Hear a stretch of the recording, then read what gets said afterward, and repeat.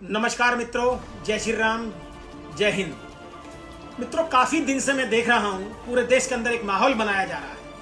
कभी यूजीसी के नाम पर, कभी आरक्षण के नाम पर जिस तरीका से स्वर्ण समाज को टारगेट किया जा रहा है, ये बहुत ही दुर्भाग्य का विषय है। मैं पूछना चाहता हूँ, जो दलितों पर शोषण का आरोप लगा रहे हैं, अरे 712 में मोहम्मद बिन कासिम ने सिंध पर आक्रमण कर कब्जा कर लिया और 17वीं सदी तक इन्हीं मोहम्मद कासिम के खानदानों का, तुगलक वंश का, खिलजी वंश का, मुगलों का, तुर्कों का, अफगानों का, नादिर शाह का, अहमद अब्दाली का राज रहा 600 साल। तो हमने कहां से अत्याचार कर लिया?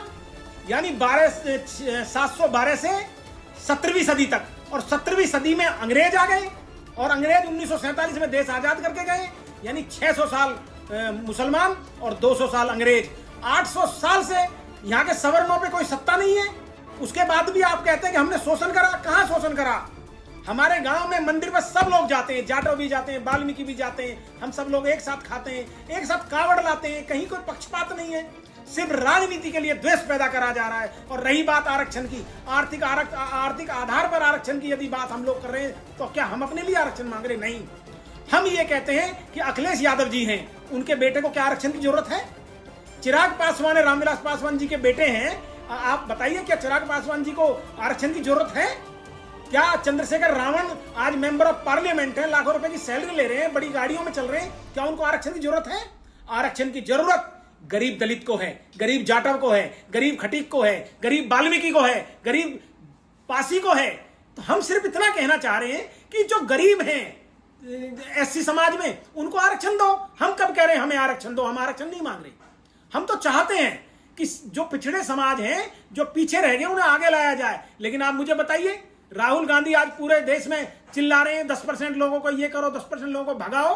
क्या राहुल गांधी आप बता सकते हैं? आप तो कौल ब्राह्मण बनते हैं कश्मीर के। आप एससी हैं, ओबीसी हैं? नहीं, आपको ओबीसी, एससी और सवर्ण के आंकड़ों के नाम पर। तो आप मुझे बताएं ना, राहुल गांधी और विपक्ष देश के हिंदू समाज को तोड़ने का कार्य कर रहा है।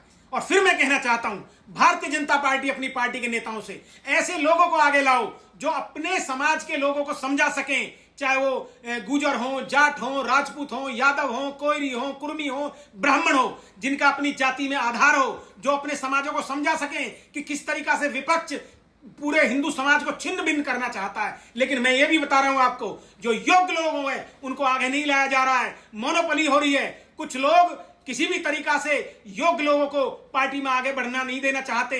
ये हर जगह है। आज जो हिंदुत्व के समर्थक हैं, जो राष्ट्रवादी विचारधारा से ओतप्रोत हैं, जिनका शानदार इतिहास है, उन लोगों के बारे में पार्टी को चिंतन करना चाहिए। और मैं फिर कहना चाहता हूं कि आप मत भूलो, जिस तरीका से 600 साल इन जिहादी आक्रांताओं का राज भारत में रहा है और 200 साल इन फिरंगी अंग्रेजों का राज रहा है, वही समय यदि हम लोग आपस में हिंदू समाज टूटा तो वही समय आएगा। ब्राह्मण समाज को टारगेट मत करो।